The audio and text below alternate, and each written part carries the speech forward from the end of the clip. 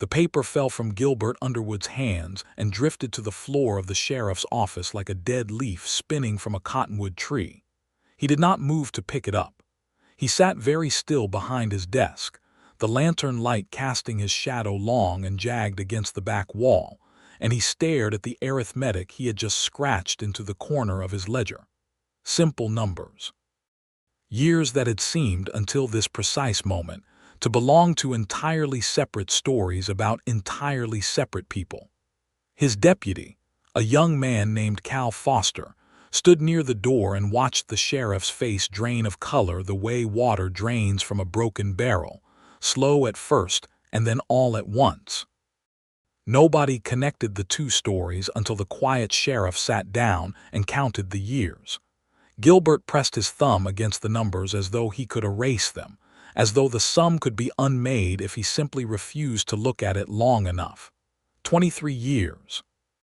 He had been carrying 23 years of unknowing, 23 years during which the story of a burned ranch and a dead family in eastern Colorado, and the story of a woman who walked into Caldwell, Kansas, with nothing but a carpetbag and a dark past she never fully explained, had existed in separate rooms of his mind, locked away behind separate doors. And now those doors were open, and the hallway between them was filled with something so devastating that he could not yet bring himself to name it. "Sheriff," Cal said quietly, "you look like you've seen something bad." Gilbert said nothing for a long moment.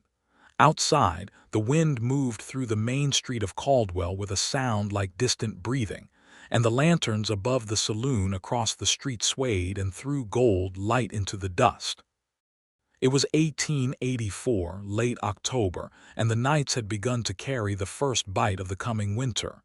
He could hear the piano from the Drover's Rest, something cheerful and disconnected from everything he was feeling. "Go home, Cal," he said. "It's only 8 o'clock. Go home." The deputy looked at him a moment longer, then took his hat from the peg by the door and went out without another word. The latch clicked shut behind him, and Gilbert was alone with his numbers and his lantern, and the slow, terrible understanding that had been building in him all afternoon, ever since he had received the telegraph from the county recorder's office in Pueblo. He picked the paper up from the floor.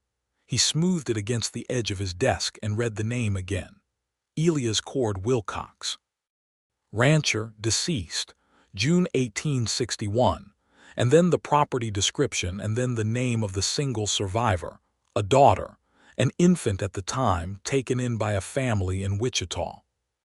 The record had been filed late, years after the fact, because the man who set the fire and killed Elias Wilcox had only recently been identified and prosecuted, and the prosecution had required a complete accounting of his crimes, including the ones he committed before the war.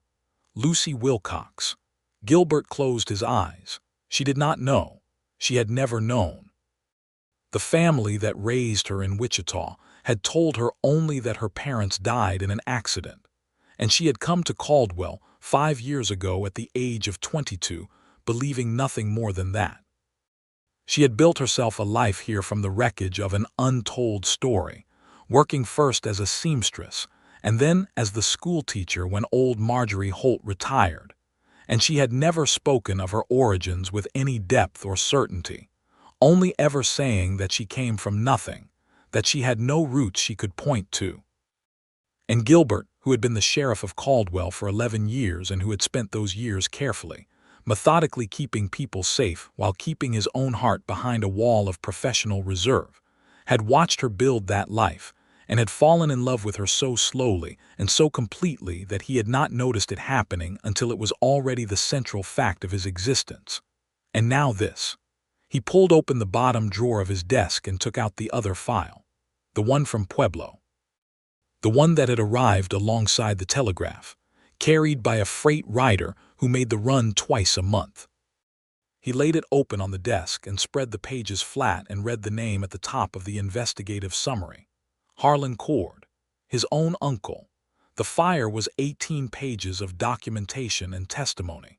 Gilbert had read it 4 times that afternoon, each reading stripping away another layer of disbelief, until what remained was bare and terrible and true. Harlan Cord had burned the Wilcox Ranch in June of 1861.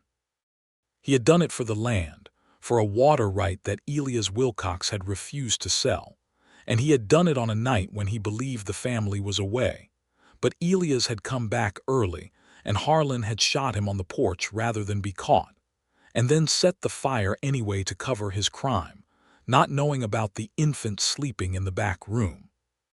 A neighbor woman passing on the road had seen the smoke and broken down the door and taken the baby, and that baby had eventually found her way to Wichita, and then, 23 years later, to Caldwell, Kansas, where she had unknowingly walked into the orbit of the only surviving nephew of the man who had murdered her father. Gilbert pressed his knuckles against his mouth and breathed through them. He had not known. He needed to be very clear with himself about that. He had been 6 years old when Harlan burned that ranch. He had grown up hearing almost nothing about it because his mother, Harlan's sister, had cut ties with her brother when rumors began to surface about his land dealings, and those rumors had never crystallized into anything provable, not for 23 years. And now they had. And Harlan was dead, had been dead for 6 years, so there was no arrest to make, no justice to deliver in any clean legal sense. There was only this, the knowing, and Lucy, who did not know, he had to tell her. That was the first clear thought that came through the fog. He had to tell her because she had a right to know who her father was, who had killed him, what the record said about the land and the water rights and the fire. She deserved her own history, even the parts of it that were made of ash and grief.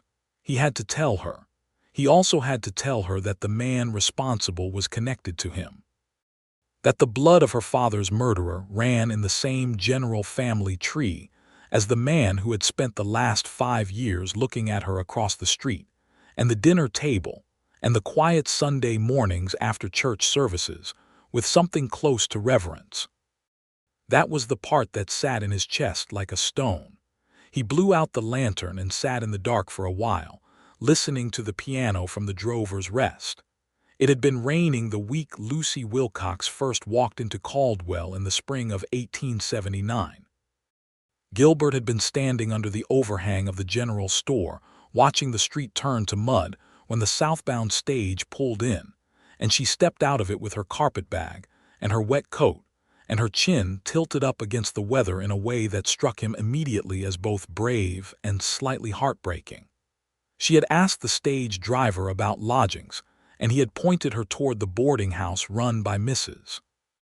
Eleanor Fay, and she had walked through the mud without complaint, without any visible hesitation, and Gilbert had watched her go and thought, there is a woman who has taught herself not to flinch. He had not introduced himself for 3 weeks, which was unusual for a sheriff in a town of 1,100 people, where strangers were typically assessed and categorized within 48 hours. He had simply watched her settle in, watched her arrange her services as a seamstress from the front room of the boarding house, watched her navigate the social geometries of a cattle town with quiet competence. She was not the kind of beautiful that announces itself loudly. She was the kind that built itself into you over time, that you noticed more on the 40th observation than on the first. She had dark brown hair that she wore pinned up during the week and loose on Sunday mornings, and gray eyes that held a quality Gilbert eventually identified as watchfulness, the eyes of someone who had learned early to read a room before committing herself to it. He introduced himself finally on a Tuesday morning when she was standing outside the hardware store looking at a rack of garden tools with what appeared to be serious philosophical consideration. "You thinking about farming?" he said, stopping beside her. She looked at him sideways. She took in the badge on his coat, the measured plainness of his clothes, the fact that he was probably 32 or 33 and had the kind of face that had been organized by years of outdoor weather into something angular and calm. "I'm thinking about a window box," she said, "for herbs. The boarding house has a south-facing window that gets good light." "You'd want the smaller trowel for that," he said, "not the full garden fork." She looked at the tools and then back at him. "You know about herbs." "I know about tools," he said. "Different thing. I'm Gilbert Underwood. I'm the sheriff here." "I know who you are," she said. "You've walked past my window 14 times in the last 3 weeks." He was quiet for a moment. "I thought I was being discreet." "You were being discreet," she said, and for the first time she smiled, and it was the kind of smile that gave away almost nothing about its owner except that its owner had an excellent sense of the absurd. "But 14 is a lot of times even when you're being discreet." He bought her the small trowel. He did not intend to. She was already reaching for it, and he simply reached first and paid the hardware man before she could object. And she looked at him with an expression that was half annoyance and half something warmer, and she said, "I can pay for my own tools, Sheriff." "I know you can," he said. "Consider it a welcome gift from the town." "Does the town make a habit of buying tools for its new residents?" "Not usually," he admitted. "But the town is trying to make a good impression." She took the trowel and tucked it under her arm and looked at him for a moment with those watchful gray eyes, and then she said, "Well, tell the town thank you," and walked away. And Gilbert stood in front of the hardware store in the spring mud and thought that he was in a considerable amount of trouble. He had not been wrong. The trouble had expanded gradually over the following months and years, accumulating the way all real feeling accumulates, through proximity and small shared moments, and the slow deepening that happens when two careful people begin to realize that the other person is safe. He had helped her negotiate a fair wage from the school board when she took over from Marjorie Holt. She had brought food to his office on cold nights when she knew he was working late and would otherwise not eat. They had fallen into the habit of walking together on Sunday afternoons when the town was quiet, talking about things of no immediate urgency, books and weather and the occasional philosophical puzzle. And through those walks, Gilbert had learned the shape of how Lucy thought, which was carefully and with a great deal of private humor, and she had learned, he believed, something corresponding about him. He had not told her he loved her. He had been very careful about that. Not because he doubted it, but because he believed that the saying of it would require a certain kind of readiness in himself that he had not yet been sure of, a willingness to be fully seen that his professional habits and his general temperament had always resisted. He was the quiet sheriff. He was the man who observed and protected and calculated. He was not, or had not believed himself to be, the man who said difficult true things out loud and let their consequences rearrange his life. And now the consequences were rearranging his life regardless, in a way he had not chosen and could not control. He sat in the dark for another hour. Then he lit the lantern again, put on his coat, and walked out into the cold October night. Lucy's room was on the second floor of Mrs. Fay's boarding house, but she had been there long enough that she occupied the adjacent sitting room as well now, the one with the south-facing window and the herb boxes that had multiplied over 5 years into a small indoor garden of rosemary and thyme, and dried lavender that perfumed the whole upper hallway. He had been to the boarding house many times for dinner, which Mrs. Fay hosted on Thursday evenings for her longer-term residents and occasional guests, and he knew the layout well. He stood outside and looked up at the light in the sitting-room window and tried to organize what he was going to say. There was no organization that made it better. He knocked. Mrs. Fay answered the front door and let him in with the look she reserved for unusual hours, which was a look of suspended judgment that Gilbert had always appreciated. He climbed the stairs and knocked at the sitting-room door. Lucy opened it in her house dress, a plain dark wool thing she wore in the evenings, with her hair down around her shoulders and a book open in her hand. She read his face the way she read everything, quickly and without performance, and whatever she found there made her take a half step back. "What's happened?" she said.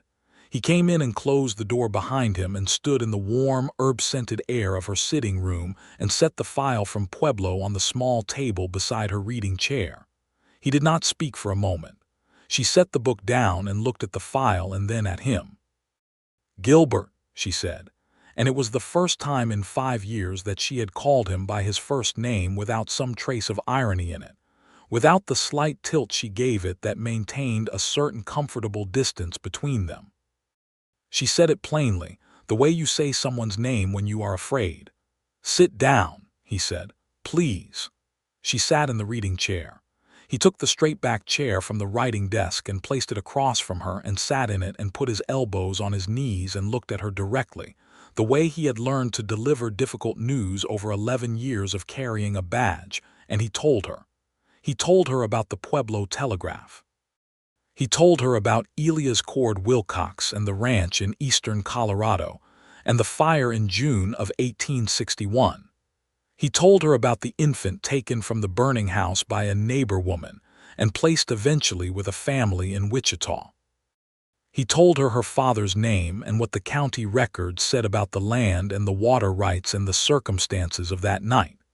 He told her everything except the last part, the hardest part, and he watched her face as she moved through the information the way a person moves through deep water slowly, against resistance, with enormous effort.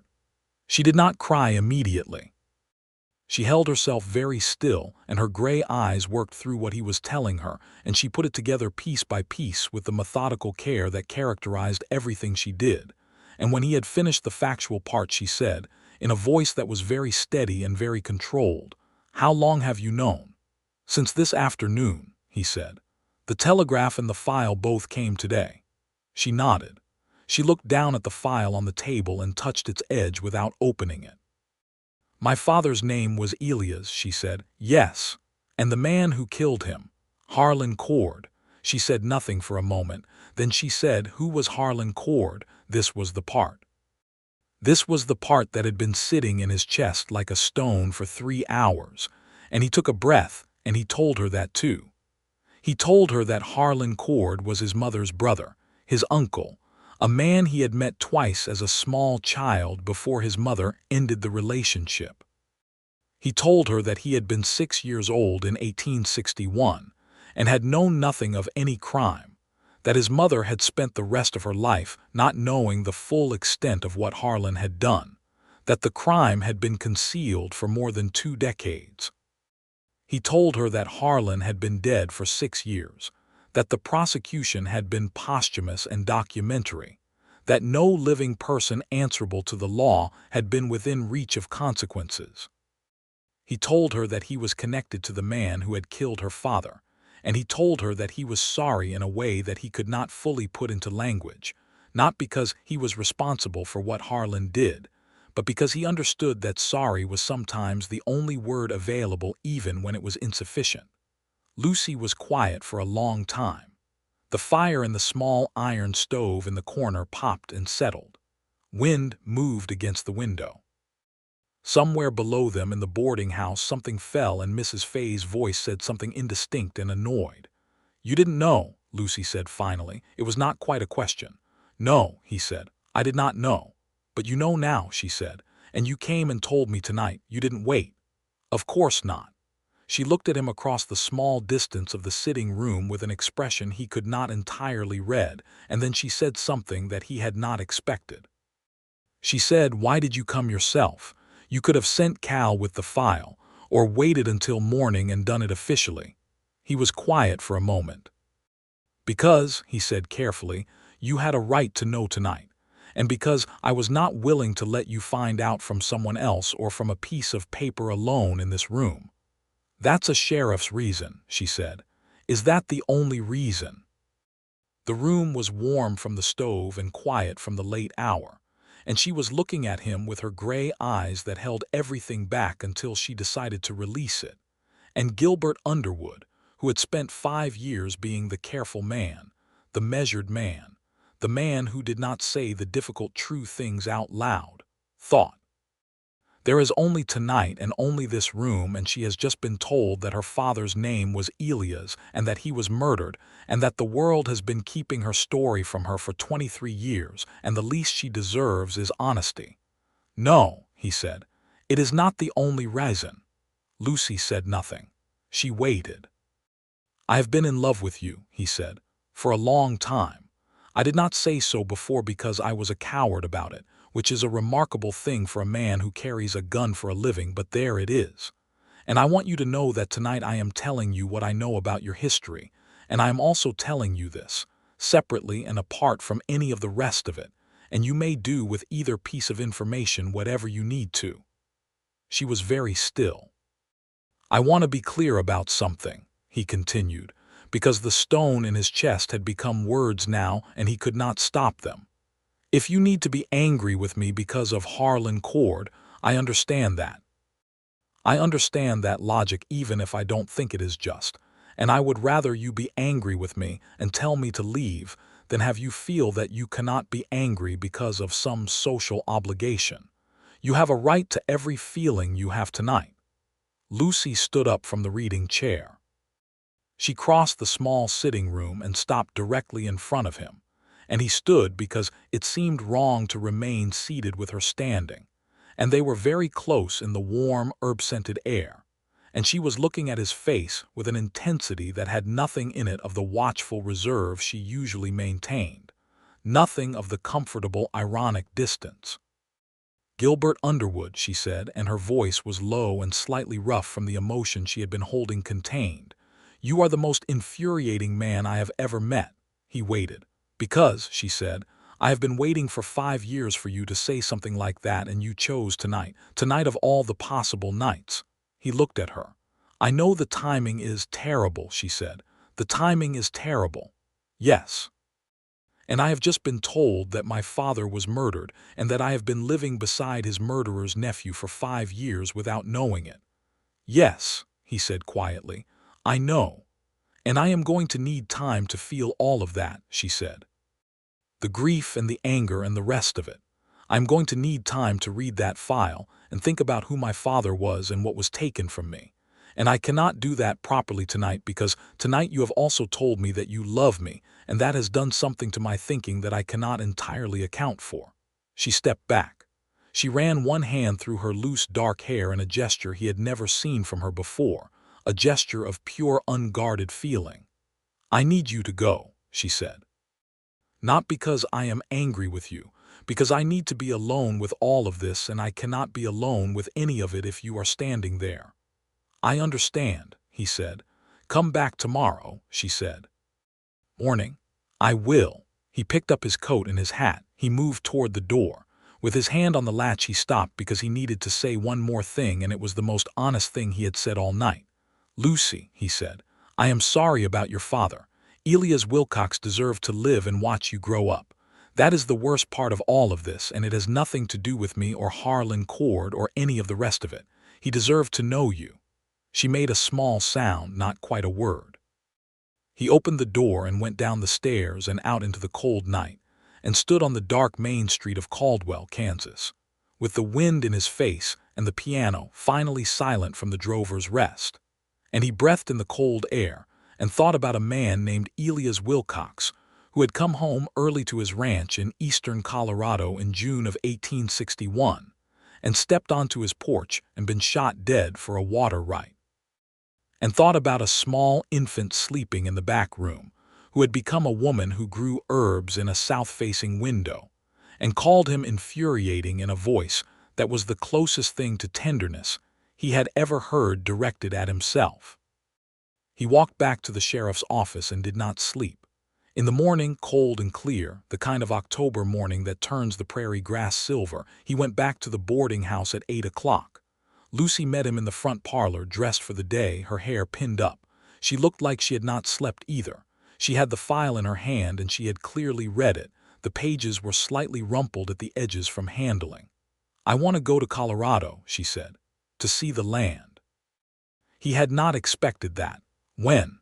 "Before winter closes the road," she said. "In the next week or two, I want to see where the ranch was. I want to stand on the land and know that it was real." "I'll take you," he said immediately. She looked at him. "You don't have to." "I know I don't have to," he said. "I want to." She looked at him for a long moment and then she nodded and said, "All right, but I need to arrange a substitute for the schoolroom." The town of Caldwell had a deputy who was capable of managing things for 2 weeks, and the school board had a retired farmer's wife named Mrs. Prentice who occasionally filled in for Lucy when she was ill, and within 4 days all of it had been arranged. Gilbert hired a good solid wagon from the livery and provisioned it for a 10-day round trip, And on a Thursday morning in the first week of November, he pulled it around to the front of the boarding house and loaded Lucy's trunk and her smaller bag, and the carpet bag that she had carried into town 5 years ago, which she still used for shorter travel. They set out at dawn. The prairie around Caldwell spread away from them in every direction, vast and gold in the early light, and Lucy sat beside him on the wagon seat with her coat buttoned to the throat and her hands folded in her lap, and said almost nothing for the first hour, which suited Gilbert fine because he was busy navigating the team and watching the sky for weather.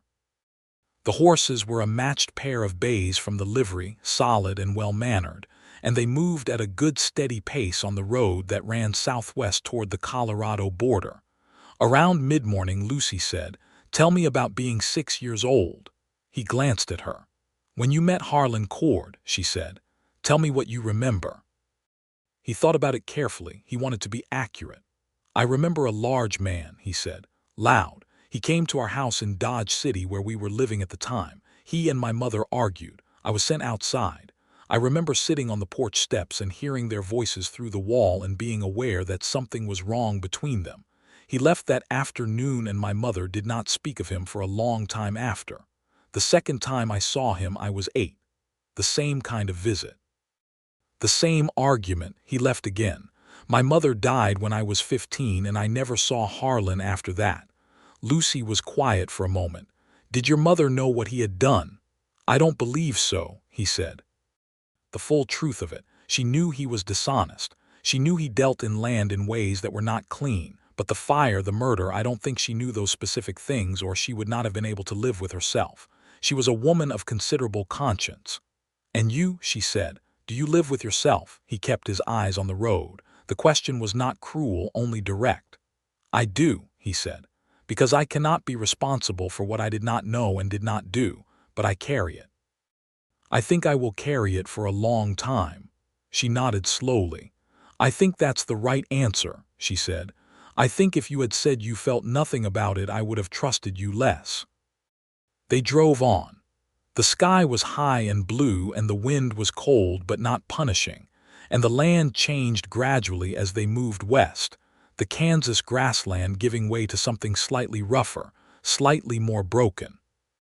They stopped for the midday meal at a creek crossing where there was a good stand of cottonwood for shelter, and Gilbert built a small fire, and Lucy heated the beans she had brought in a cast iron pot, and they ate together beside the fire with the horses standing quietly in the grass nearby. And it was the most ordinary thing in the world, and Gilbert was aware of it being extraordinary in a way that he could not quite locate in words. "My mother's name," Lucy said, studying the fire, "was apparently Margaret Wilcox. That's what the county record says. She died in the fire." "Yes," he said. "I never had a name for her," she said. "The family in Wichita, the Parkers, they were kind enough, but they did not know her name. They only knew I had come from somewhere in Colorado and that my parents were dead. Margaret." She said it again, quietly tasting it. "That's a good name." "It is," he said. "I would like to find out more about her if there are records anywhere," she said. "Whether she was from Colorado originally or whether she came from elsewhere. Whether there's anyone still living who knew the family. When we get to the Pueblo County Recorder's office," he said, "we can look. That's where the file originated. There may be more records than what was sent." She looked at him across the fire. "You already thought of that," she said. "It was not a question." "I wrote ahead," he said, "asked them to pull everything associated with the Wilcox name." She was quiet for a moment. Then she said, "You are a very thorough man, Gilbert Underwood." "Occupational requirement," he said. "No," she said. "It's more than that." She looked back at the fire. "You are thorough because you care about things being right, not just legal, right." He looked at her. The fire threw light across her face and she was not looking at him. She was looking at the flames. And in that unguarded moment she looked like someone who had recently understood something important and was still turning it over. They drove on in the afternoons and made camp at dusk, and Lucy turned out to be an efficient and unsentimental camper, which impressed him. She had clearly done it before, or at least had thought carefully about how it should be done, And she did not complain about the cold or the hard ground or the beans and hardtack that composed most of their evening meals. On the third night, she said, while they were sitting by the fire after supper, "I used to wonder sometimes if I was a coward." He looked at her. "Because I never tried harder to find out about my origins," she said. "I knew I was from Colorado. The Parkers told me that much. And I never pushed, never wrote to the county records, never tried to hire anyone to look. And sometimes I wondered if it was because I was afraid of what I'd find." "Maybe," he said. "Or maybe you were waiting until you were ready." "Maybe," she said. "But I don't think I would have been ready if someone hadn't done the looking for me, if you hadn't received that telegraph." She looked at him across the fire. "Is that what happened? The county recorder's office initiated the contact because of the prosecution." "Yes," he said. "They were notifying all living relatives and descendants of victims. It was a bureaucratic process, not anyone's personal effort. My name was in a different file connected to Harlan because I was listed somewhere as his surviving nephew when his estate was settled, and their cross-referencing flagged it. So no one did this deliberately," she said. "No one sat down and said, 'Let me find these two stories and put them together.'" "No," he said. "I sat down and counted the years. That was when it became clear." She looked at him steadily. "And what did you think?" she said. "In that first moment when you realized what the numbers meant." He thought about the paper falling from his hands in the lamplight, the way the ledger sat open on his desk with his own arithmetic scratched in the margin, the slow, terrible understanding. "I thought about you," he said plainly. "That was the first thought, what this would mean for you and what you deserve to know." Something shifted in her expression. It was small and private, and he was not entirely sure he was meant to see it. She looked back at the fire. "And the second thought," she said. "The second thought was more selfish," he said. "It was about what it might mean for you to know that I was connected to it and what you might feel about me when you did." She poked at the fire with a stick. Sparks rose and went dark. "And here we are," she said. "Here we are," he agreed. She stood, brushing off her skirt. "Good night, Gilbert." "Good night, Lucy."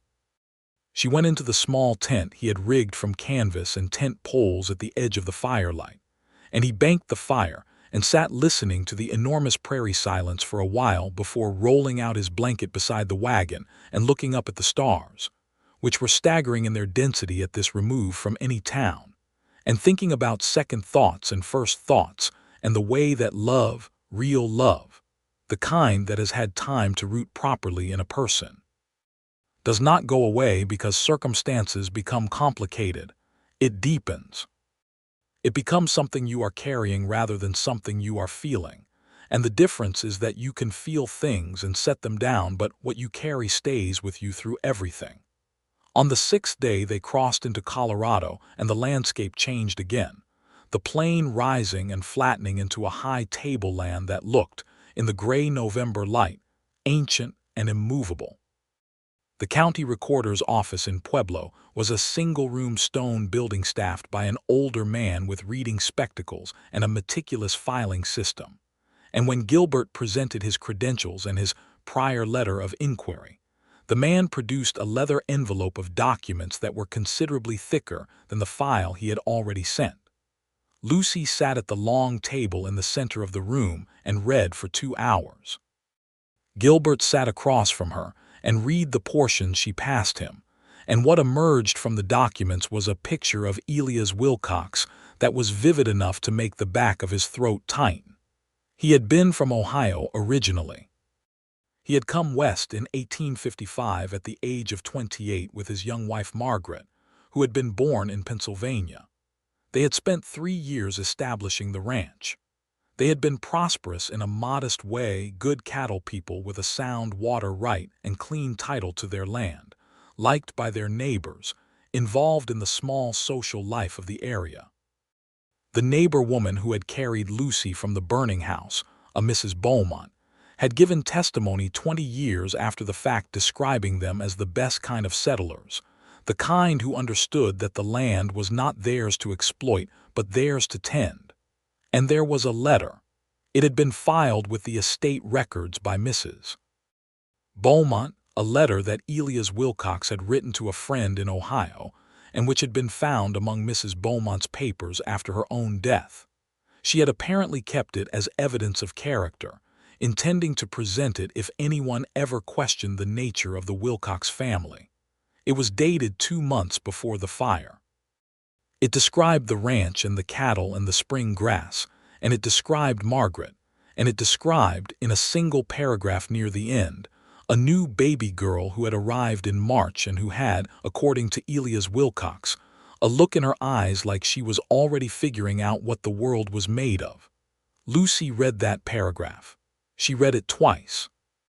Then she set the letter down on the table very carefully and looked at the far wall for a long moment, and the man with the reading spectacles, who had been watching from a respectful distance, quietly left the room. Gilbert did not speak.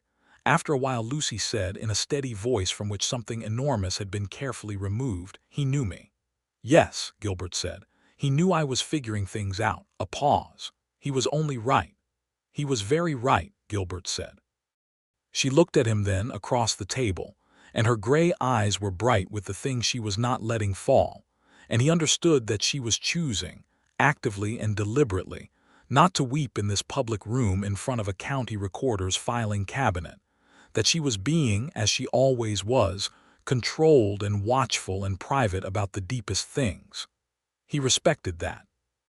He also wanted, for the first time in a long and careful professional life, to cross to the other side of a table and put his arms around someone. He did not. He waited. She gathered the documents and asked the county recorder to make copies, which he agreed to do for a modest fee, and they arranged to collect them in the morning.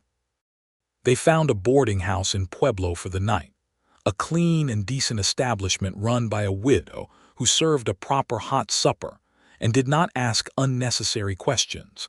And they ate at a table in the dining room with 3 other travelers and a commercial drummer who talked too much about dry goods, and it was almost comfortingly mundane after the weight of the afternoon. After supper they sat in the small lobby near the stove, and Lucy said, "I want to go see the land tomorrow after we collect the copies. The ranch property. It's about 14 miles east of here according to the records," he said.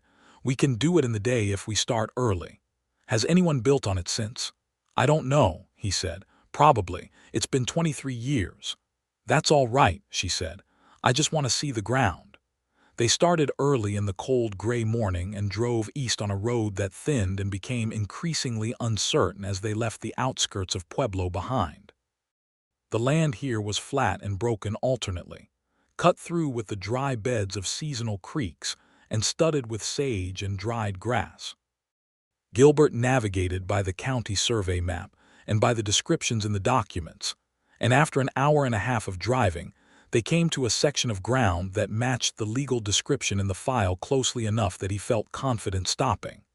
There was a house on the property, not the original which had burned, but a later one built sometime in the late 1860s or early 1870s, a small and practical wooden structure with a stone chimney.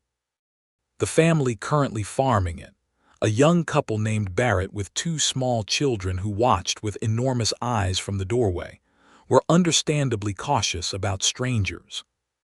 Gilbert explained himself and his purpose with patient honesty, and the husband, who was perhaps 25 and had an open and decent face, said he had known when he bought the land from the previous owner that the original ranch had burned and the original family had died. He had not known the full story. He listened to what Gilbert told him with visible discomfort. Lucy had not gotten down from the wagon yet. She was sitting on the seat looking out over the land, the high flat tableland with the brown grass moving in the wind, and the far mountains just visible as a gray line in the west. The young farmer, whose name was Carl Barrett, looked up at her and then back at Gilbert. "She's the daughter," he said quietly. "Yes," Gilbert said. Carl Barrett pulled off his hat and held it against his chest for a moment in a gesture so instinctive and sincere that Gilbert felt something shift in his own chest. Then the man's wife came to the door with a shawl over her shoulders and said that she had coffee made and she wished the lady would come in and have some. Lucy climbed down from the wagon. She walked across the yard to where Carl Barrett stood, and she looked around at the land with her gray eyes, and she said quietly, "My father built a good ranch here." "Yes, ma'am," Carl Barrett said. "The land is good. The water right is still sound." She looked at the house, and then at the spot some distance behind it where the foundation stones of the original building were still visible, half buried in grass and thyme, and she walked to them alone while Gilbert waited by the wagon and Carl Barrett stood with his hat in his hands and watched. She stood within the outlines of those stones for a while. She did not do anything dramatic. She stood with her hands at her sides and her coat moving in the cold wind and looked at the ground. And then she lifted her face and looked at the mountains in the west.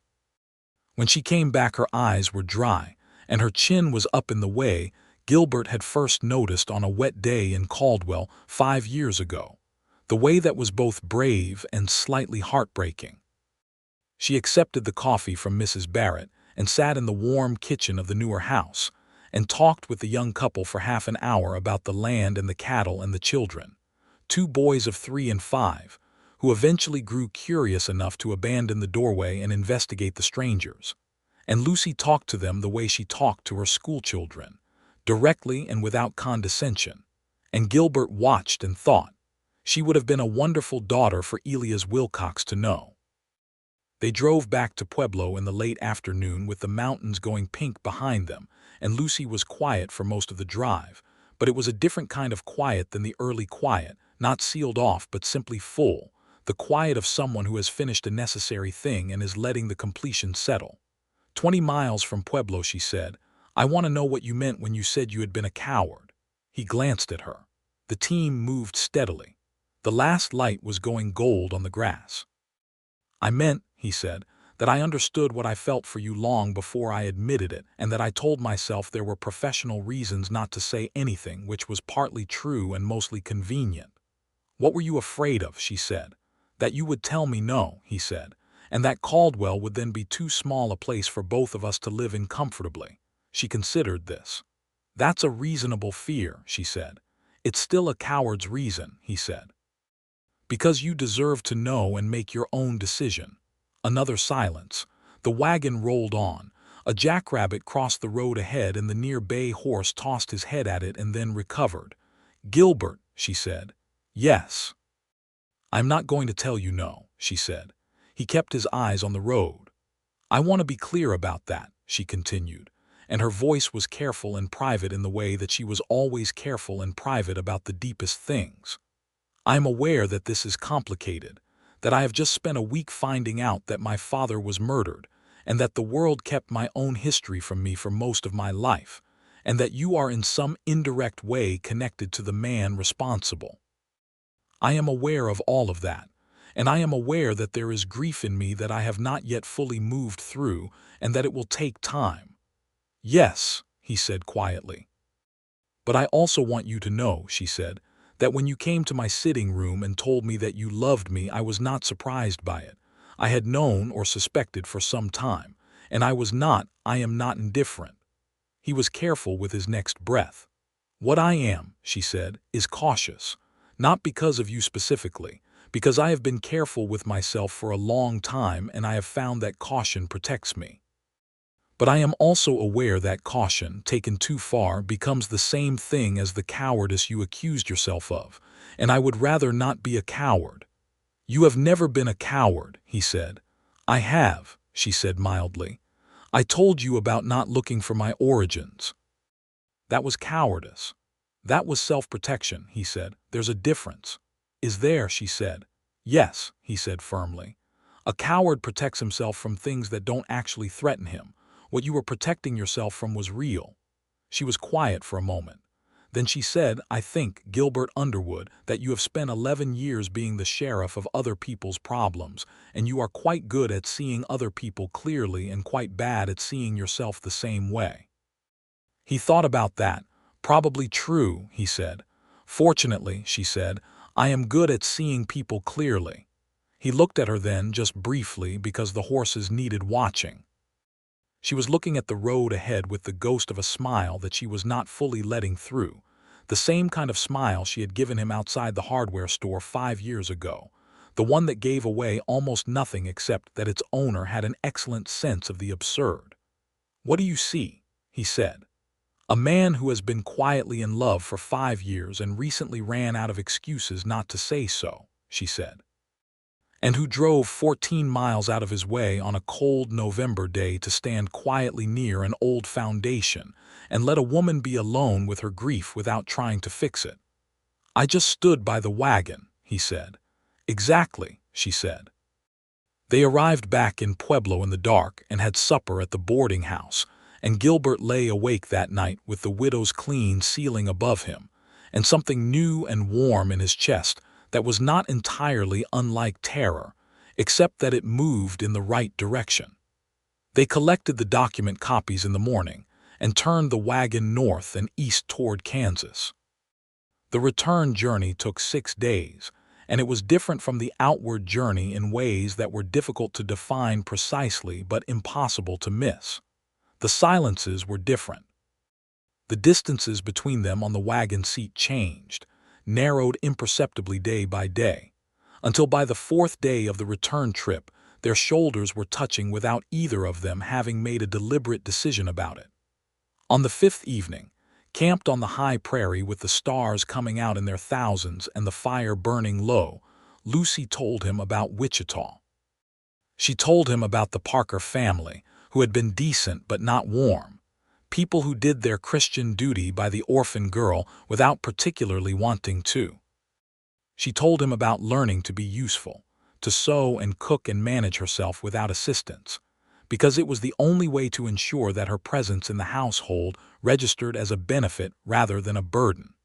She told him about the school in Wichita where she had discovered books, and through books had discovered that the world was larger than the Parker household and considerably more interesting, and that this had been, she said, the most important discovery of her life until recently. "What's the most important discovery recently?" he said. "That my father thought I had smart eyes," she said, and she was smiling, the full smile this time, not the restrained version, and it did something to the fire-lit air around them. On the 6th day they crossed back into Kansas, and the outskirts of Caldwell appeared on the horizon in the late afternoon, the church steeple and the water tower and the long, low line of the main street. Lucy looked at it from the wagon seat and said, "I left this town with a past that belonged to someone I'd never met, and I'm coming back with one that belongs to me." "Yes," he said. "That's something," she said. "It's considerable," he said. She looked at him with those gray eyes that held everything until she chose to release it, and then she took his hand, which was resting on the wagon seat between them, and held it, and that was all, but it was also everything.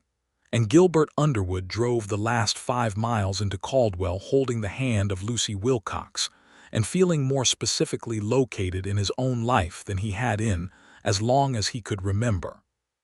The town received them back with the ordinary indifference of a busy cattle town in November, which was exactly right. Cal Foster met them at the edge of town to report that nothing had gone badly wrong in the 2 weeks of their absence, which was also exactly right. Mrs. Fay met Lucy at the boarding house door and took her trunk and said that Mrs. Prentice had managed the school adequately and that there was supper on the stove. Everything was where it should be. Gilbert unloaded the wagon at the livery and returned the horses and walked back to the sheriff's office in the early dark and sat at his desk and looked at the ledger that was still open to the page where he had scratched his arithmetic in the margin. 23 years.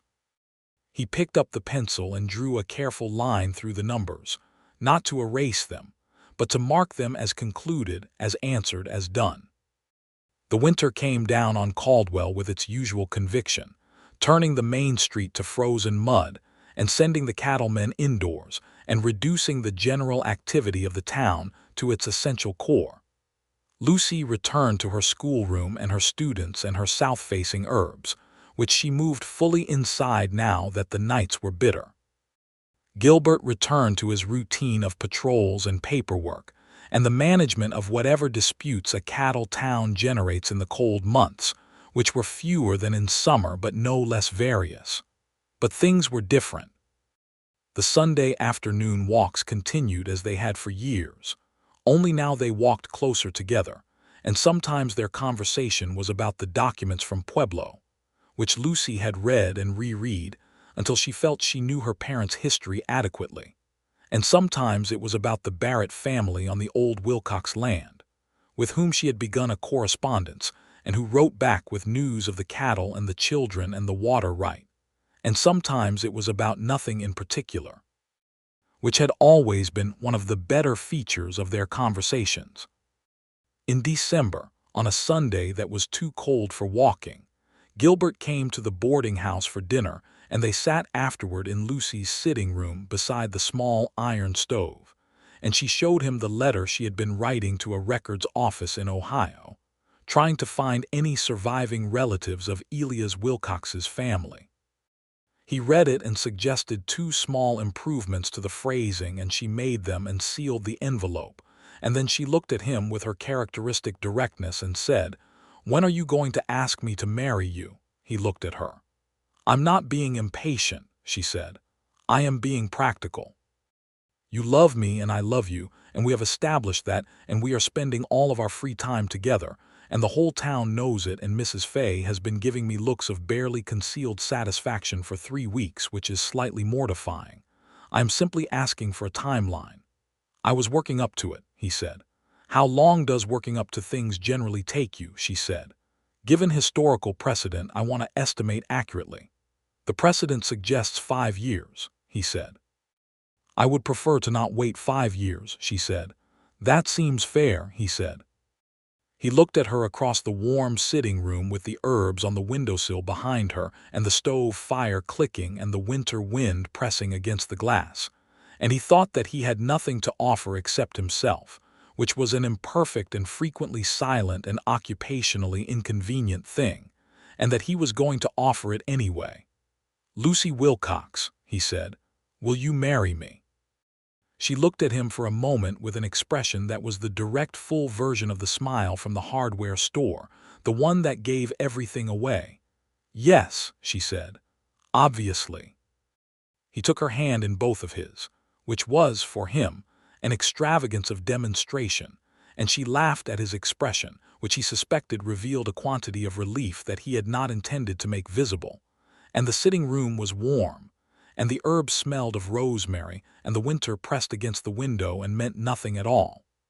They married in February, which was cold but bright, on a Saturday morning in the small church at the north end of Caldwell's Main Street. It was not a large ceremony. Lucy did not have family of her own to fill pews, and Gilbert's family was largely absent from his life through the ordinary attritions of distance and time, but the town came. A cattle town of 1,100 people takes a proprietary interest in its institutions, and the sheriff was an institution, and the schoolteacher was an institution, and the marriage of the 2 of them was apparently an occasion of considerable civic satisfaction, based on the number of people who showed up in their best clothes on a Saturday morning in February. Lucy wore a dress she had made herself from dark blue wool, which was practical, and also, Gilbert thought when she came down the boarding house stairs to where he was waiting in the front hall, the most beautiful garment he had ever seen, but he understood that this was a biased assessment. She wore her hair pinned up with 2 combs that had belonged to Mrs. Fay, who pressed them on her the morning of the wedding, with the expression of someone who has been waiting 3 years to give that particular gift. The minister performed the service with appropriate solemnity and slightly more rhetorical flourish than Gilbert personally required, but Lucy was smiling beside him, and that was sufficient. When the service concluded, and the town applied itself enthusiastically to the subsequent celebration in the church hall, which involved considerable food and a fiddle player who knew more songs than seemed strictly possible, Gilbert stood beside his wife and felt the word arrange itself naturally in his thinking, his wife, and found that it fit there with the ease of something that had always belonged. They moved into the house that Gilbert had owned for 7 years and rarely used as anything more than a place to sleep, a solid four-room structure at the west end of town that faced the prairie and had a good kitchen and a parlor that had contained almost nothing except a desk and two chairs. Lucy looked at it with the focused attention she brought to problems and said, "This house has a great deal of potential," which he suspected was her careful way of saying it was currently cheerless, which was accurate. She applied herself to it with the same systematic competence she applied to everything else, and within 6 weeks it was a different kind of place, warm and organized and smelling of herbs from the window boxes she installed on every south-facing sill. Spring came. The town unfroze and the cattle drives resumed, and the school year wound toward its conclusion. Lucy was happy in her schoolroom and happy in her house, and said so plainly, which Gilbert appreciated because he was not always good at reading happiness in people who were discreet about their feelings, having spent too much time reading distress in people who were trying to conceal it. He was also, he discovered, simply happy. It was not a feeling he had a long personal history with, or at least not in this specific register. He had found satisfaction in his work and pleasure in reading and interest in the ordinary texture of living in a particular place among particular people. But this was different in quality. This was the feeling of having someone to come home to who would tell him the exact true thing they thought about everything, and who kept rosemary on the kitchen windowsill, and who reached for his hand in church on Sunday mornings without any self-consciousness about being seen. In September, Lucy told him she was expecting, and he stood in the kitchen and received this information with an expression that apparently communicated nothing useful, because she said, "You look as though I've just told you there's a rattlesnake in the parlor." "I don't know what my face is doing," he admitted. "It's doing confusion," she said, "which is unhelpful." "I am not confused," he said. I am trying to find the right word." "Glad would be an appropriate word," she suggested. "Glad is inadequate," he said. "Glad is what I am about good weather," she laughed. He crossed the kitchen and kissed her, which was something he had discovered he was significantly better at than expressing emotion through language, and she put her hand on his jaw and looked at him and said, "Glad is what you are about good weather. What are you about this?" "Astonished," he said, "and thoroughly, entirely glad." "Good," she said. The baby came in May of 1885, a boy, and Gilbert held him in the parlor of the house at the west end of town in the early morning light, with the sound of the town waking outside and the smell of Lucy's herbs coming through from the kitchen, and thought that this was the point at which all previous points in his life could be understood as having been preparation. The boy had Lucy's gray eyes and Gilbert's general air of considering the room carefully before deciding what to do about it, and she named him Elias because it was right, because it was the name that should continue, and Gilbert agreed completely. Cal Foster became the father's unofficial assistant in the matter of looking astounded at the baby, which he did every time he visited the house, and Mrs. Fay brought food for 2 weeks without being asked. And Carl Barrett and his wife wrote from Colorado with warm congratulations, and the town of Caldwell expressed its collective approval of young Elias Underwood with the same proprietary satisfaction it had expressed about the marriage, as though the baby were a civic accomplishment. Lucy went back to the schoolroom in September when Elias was 4 months old, having arranged care for him during the school day with a reliable woman named Patience Hooper, who lived 2 streets over, and who had raised 5 children of her own, and treated young Elias with brisk and competent affection. Lucy said once, watching Patience handle the baby with easy confidence, that she had spent 23 years not knowing that competent women had been carrying her through the world since the night of the fire, and that she found this humbling and sustaining in equal measure. The records from Ohio arrived in the spring of 1886.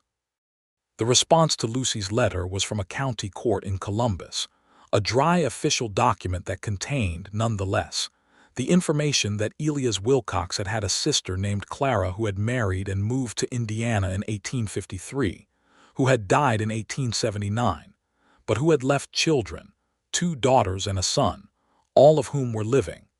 Their names and a general indication of their location in Indiana were included in the document.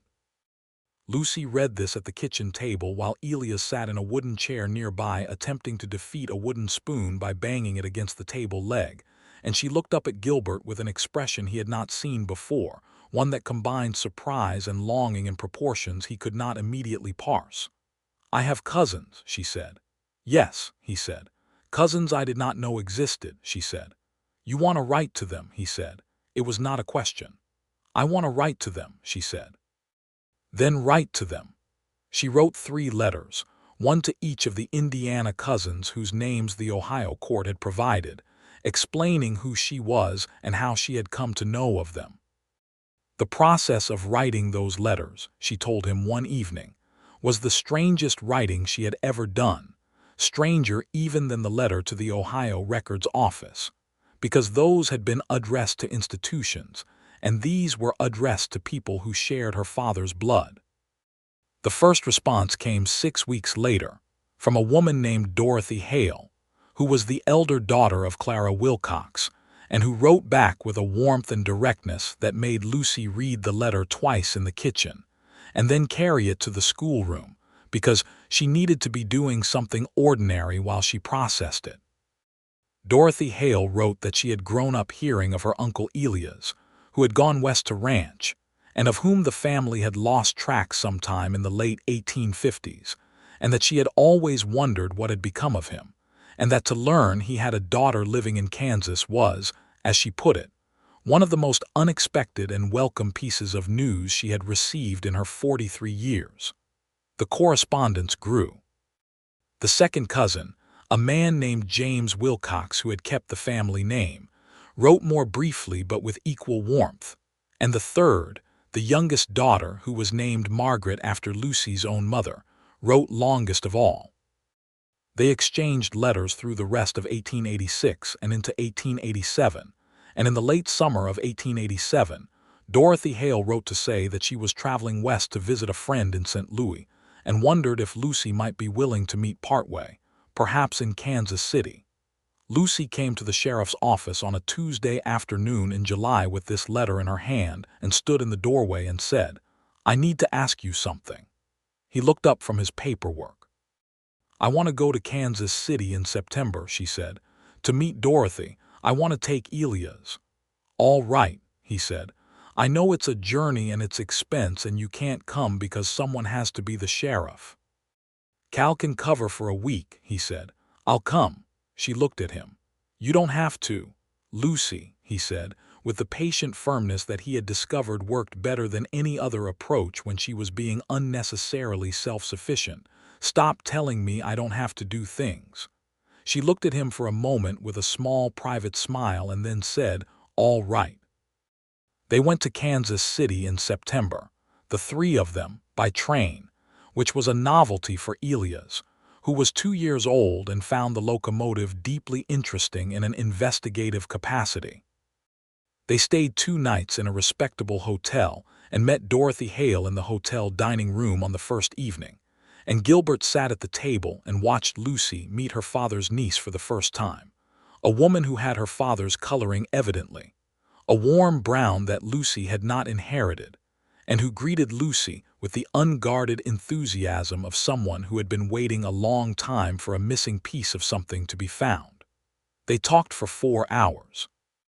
Gilbert talked when something was addressed to him and was otherwise content to observe, which was his natural state, and young Elias fell asleep against his father's arm midway through the meal and slept through the rest of it.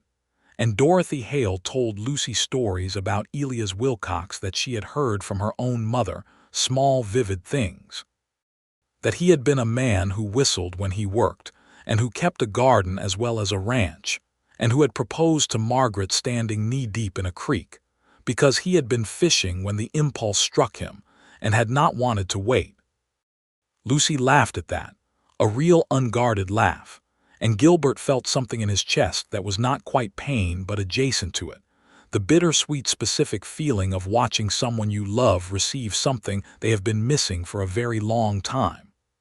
They went back to Caldwell at the end of September with a new addition to their address book, and a sense of things having been properly ordered that had not been present before. The following spring, Dorothy came to Caldwell with her husband, a quiet farmer named Aaron, and they stayed a week, and Aaron and Gilbert talked about crops and law and horses with the easy conversational rhythm of men who are both more comfortable with practicalities than with declarations. And Dorothy and Lucy walked and talked and laughed in ways that Gilbert watched from the kitchen doorway, sometimes with a feeling of deep specific gratitude. The James Wilcox cousin visited the following year, and the Margaret who was named for Lucy's mother wrote to say she would come when her own children were slightly older, and the correspondence continued, regular and warm, and Lucy had, at 31, the family she had not known she was supposed to have, assembled piece by piece from documents and arithmetic, and a quiet sheriff who sat down one October evening and counted the years. Elias grew. He walked early and talked even earlier, and had, as his grandfather Elias the rancher had apparently predicted of his mother, a look in his eyes like he was already figuring out what the world was made of. He followed his father through the house and the garden, and eventually through the streets of Caldwell with the devotion of a small attached shadow, and he followed his mother to the schoolroom on school mornings until he was old enough to be her student, at which point he became conspicuously well-behaved in the schoolroom and conspicuously otherwise at home, which Gilbert found privately hilarious and publicly maintained a straight face about. In 1888, Lucy told him she was expecting again. This time his face apparently communicated something more immediately recognizable, because she said, "Much better expression," before he had said anything at all, and he kissed her in the kitchen again, and this time he said the word glad out loud, and she said, "Just glad," and he said, profoundly, unmanageably glad, and she said that was satisfactory. The second baby was a girl, born in March of 1889, and they named her Margaret. She had Gilbert's coloring, which was considerably fairer than Lucy's, and Lucy's directness of gaze, which was, Gilbert reflected, going to be extraordinary in combination as she grew older, and the combination of those two things in an infant face was, he had to admit, extremely affecting. Elias was 4 when Margaret arrived and regarded her with the fascinated suspicion of someone who has been told a significant change is coming, and is now assessing whether the actual change matches the description. He concluded within approximately 3 weeks that she was acceptable, which he communicated by bringing her his wooden spoon, the one he had spent a year attempting to defeat through percussion, as a gift. Lucy and Gilbert agreed privately that this was the most generous gesture of his brief life. The years moved as years move in a place that is becoming settled, with industry and seasons and the ordinary succession of important small events, children growing and friendships deepening, and the town itself changing around them in ways that were sometimes progress and sometimes loss. The cattle drives that had been Caldwell's primary commerce thinned as the railroads expanded, and the open range gave way to fences, and the town shifted and adapted as such towns do, and Gilbert's work changed in character if not in essential nature, less the management of trail drive violence and more the ordinary adjudication of a settled community's disputes. He was, by 1892, 43 years old, and had been sheriff of Caldwell for 19 years, and had been married to Lucy Wilcox for 7 years, and these two facts coexisted in him comfortably, the professional and the personal having arrived at a working relationship that served both. He was still the quiet sheriff. He was still the man who observed and calculated and protected, and said little unless something needed saying. But he was also the man who came home to Rosemary on the kitchen windowsill and 2 children who told him in the straightforward way of children exactly what they thought about everything, and who went to bed beside Lucy Wilcox every night and woke beside her every morning, and had not, in 7 years, lost a single day of the specific gratitude that this arrangement called up in him. He had told her so once directly, on a Sunday morning when the children were still asleep, and the house was quiet, and the October light was coming through the east window in that particular morning light way that made everything look as though it had been recently decided upon and found good. He had said that he wanted her to know that he understood what he had, that he was not the kind of man who forgot to value things simply because they were his. She had looked at him over her coffee cup in the morning light and said, "I know you're not." "I want to say it anyway," he said. "Then say it," she said. "I am aware, every day," he said, "that this is the life I would have chosen if I had been wise enough to choose instead of lucky enough to find. And I am grateful for it in a way that I can't make small enough to fit into appropriate language." She set the coffee cup down and looked at him across the kitchen table with her gray eyes that held everything until she chose to release it, and this time she released it completely, and what was in them was something enormous and warm and settled, the feeling of a woman who has received her own history back and built something real from it. "Gilbert Underwood," she said, "you are the best thing that has happened to me that wasn't a person I made with my own hands." "That's a very specific category," he said. "It's the highest one I have," she said. He reached across the table and took her hand, and outside the October morning was doing its work on the prairie grass, and the main street of Caldwell was beginning to wake up, and somewhere upstairs Elias and Margaret were stirring toward the day. And everything was as it should be. Everything was in its place.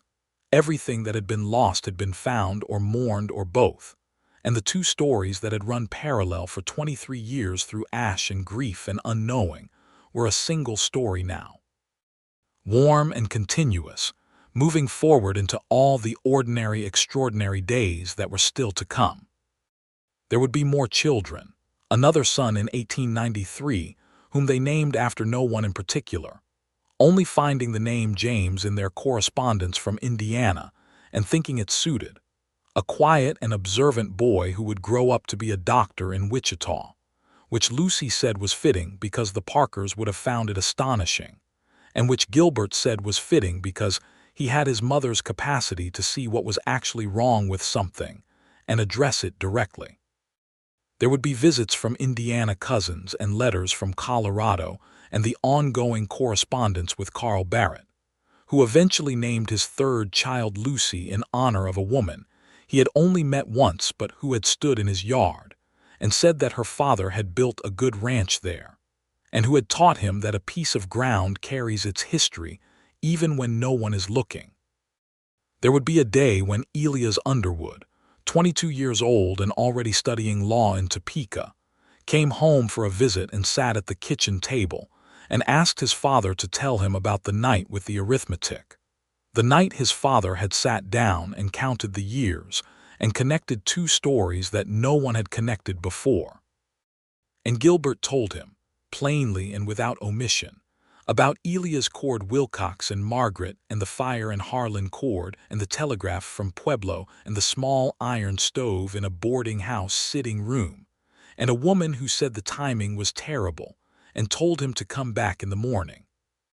And young Elias sat and listened and then said, with Lucy's directness and Gilbert's characteristic economy, "You were both brave about it." "Your mother was brave," Gilbert said. "I was just thorough." "They're sometimes the same thing," young Elias said. Lucy, who had been in the doorway for the last part of this exchange, looked at her son and then at her husband with an expression that was the full, unguarded version of a smile she had first deployed outside a hardware store more than 20 years ago, and said, "He's right, you know." "I'm aware," Gilbert said. "I married someone who is always right." "Not always," she said. "Only when it matters."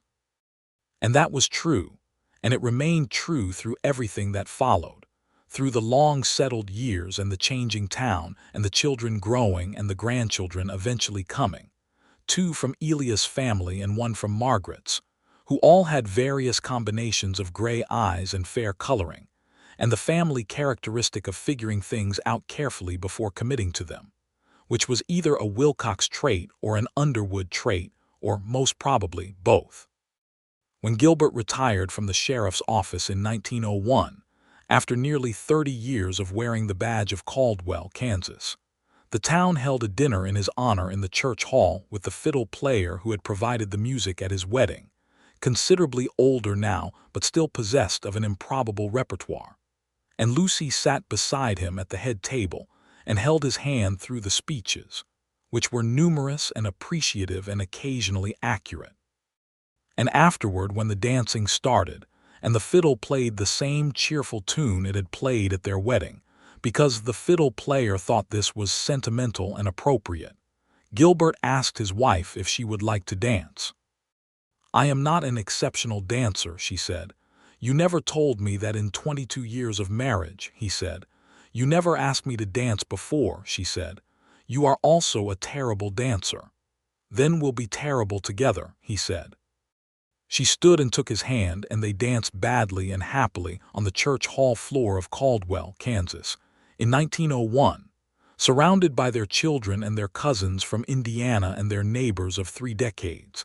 And the fiddle played, and the lanterns swung, and outside the prairie breathed in the darkness as it always had, vast and patient and older than any of the stories told across its surface. Later that night, walking home through the dark main street of Caldwell for the last time as sheriff, and not quite yet as anything else, Lucy took his arm and they walked the length of the street they had walked so many times, past the hardware store where he had bought her a trowel, and past the building where the Drovers' Rest had been before it closed, past the boarding house where Mrs. Fay had pressed combs into her hands on a February wedding morning, past the school where she had spent 20 years of her life handing children the thing that had saved her, which was books and the world inside them. "Well," she said, when they reached the house at the west end of town with its south-facing windows and its kitchen herbs and its 30-year accumulation of a life deliberately lived. "Well," he agreed. She looked at the house and then at him and then up at the October sky, which was the same vast inventory of stars it had always been, unchanged and indifferent to human arithmetic. "Gilbert Underwood," she said.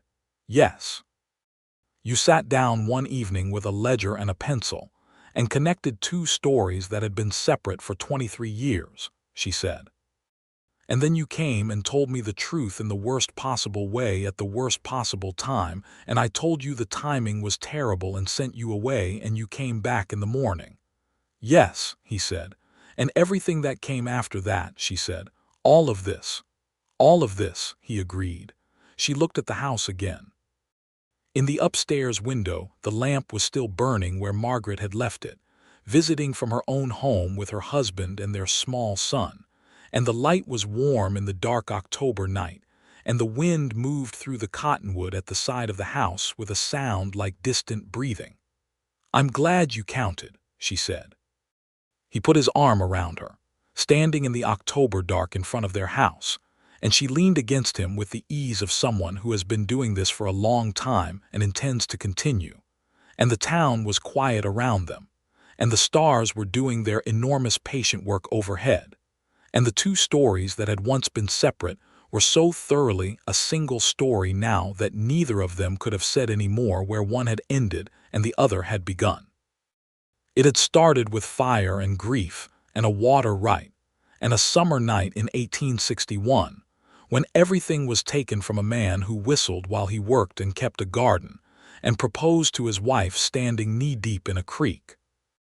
It had moved through 23 years of separation and unknowing, and the ordinary extraordinary survival of a woman who learned early not to flinch.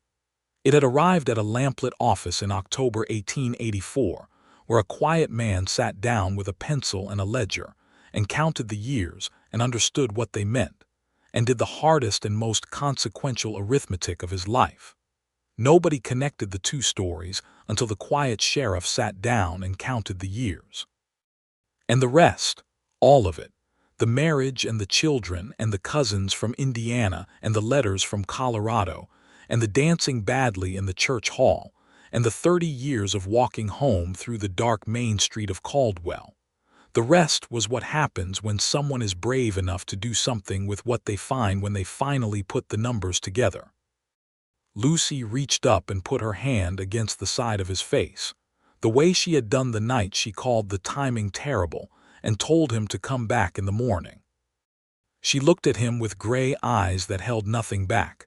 Nothing at all, every wall down and every door open, the way she had learned, over 22 years and many seasons of this particular life, to look at the one person in the world who had come back in the morning. "Come inside," she said. "It's cold." "Yes," he said, and they went in, and the door closed behind them, and the lamp in the upstairs window burned on in the October night, warm against the dark, visible from the far end of a main street in a Kansas cattle town for a long time before it was finally, gently, put out.